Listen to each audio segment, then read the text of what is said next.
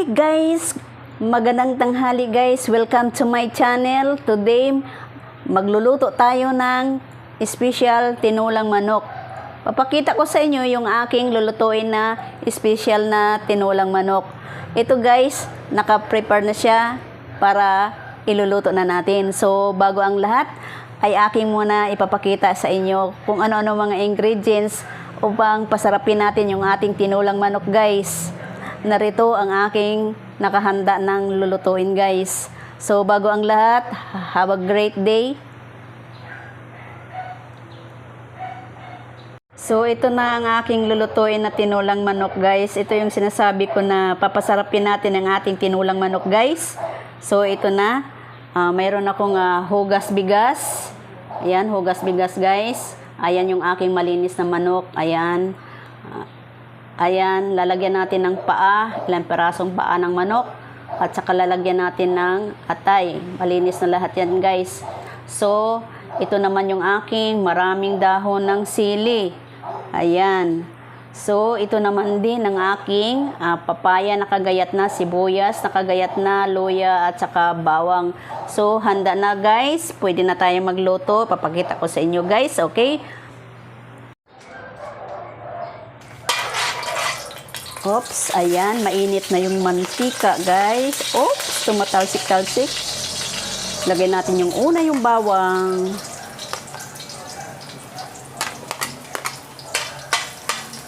Unahin natin ang bawang, guys. Papulahin natin ng kunti.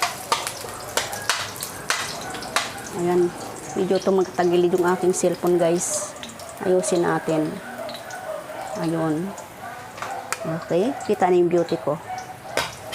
Tapos, okay na yung bawang. Sunod natin ang sibuyas. Wala akong sibuyas na pula guys, kaya puting sibuyas yung ginamit ko. Okay lang yan.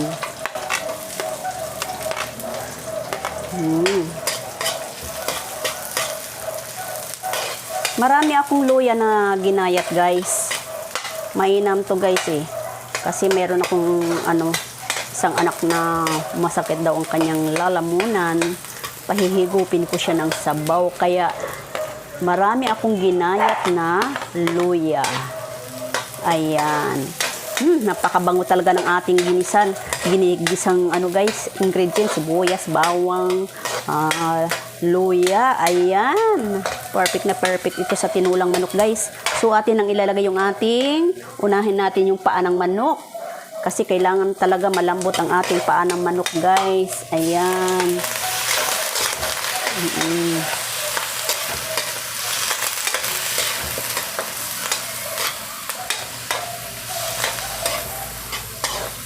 Ayun.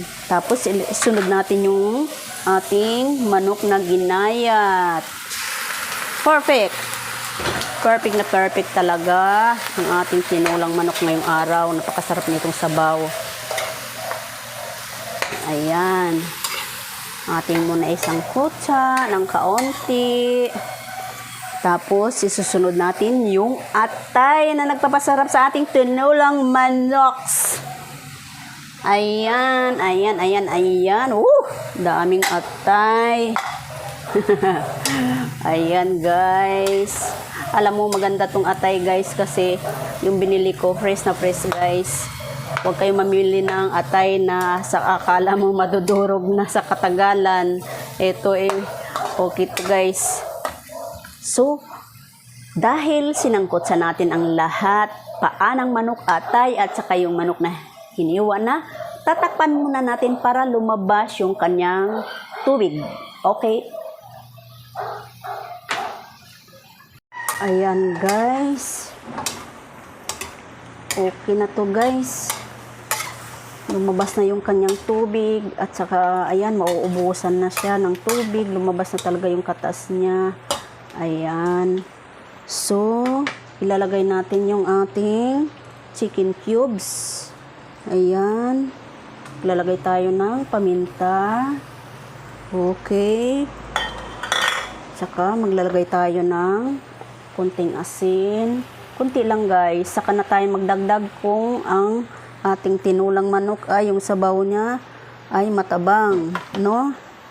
Ayan guys. Halo-haloin natin.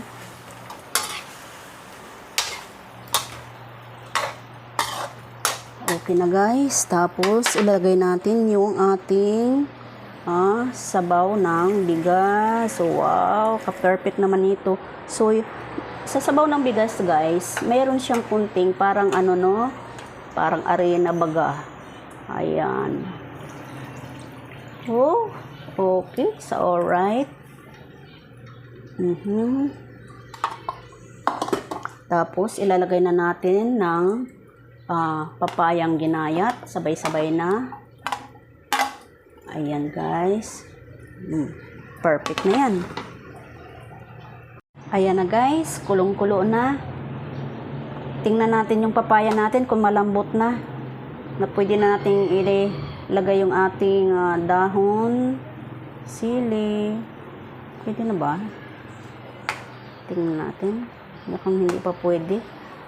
Pero tingnan natin. Pero masarap yung medyo manigas-tigas eh. Oh, pwede na guys. Pero masarap yata yung medyo medyo malambot yung ating papaya. Pero titikman ko muna kung tama na yung lasa.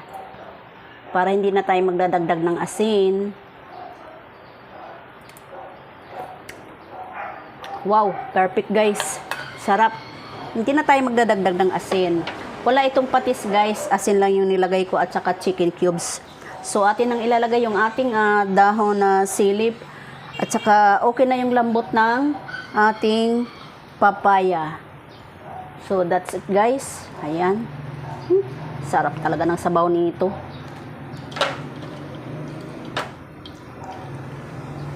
Ayan. Ang akin dito guys, alam yung kinakain ko dito, papaya lang at saka sabaw. Pinapaubaya ko sa kanila yung laman.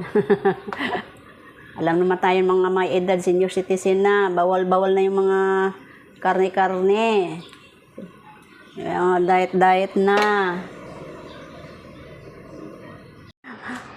Ayan na guys. Luto na yung ating tinulang manok guys. Special ulam for today. Ayan, napakasarap tagal. Lumasa talaga yung atay. So guys, I hope nag-enjoy kayo sa aking cooking. And don't forget to like, comment, share, and subscribe. Paki-click ng bell button para updated pa kayo sa sunod kong mga videos guys. Panoorin yung aking mga videos guys. Napakarami na. More than 500 at saka sa short. Mag-enjoy kayo sa panonood doon guys. So, tayo ay magsasalin guys. Maglalagay ako dito kasi i-share ko sa aking anak na mayroon din na hindi siya alam sa English guys. Hindi siya not feeling well. Tama ba yung English ko? Okay guys. Bye. Have a nice day. Okay.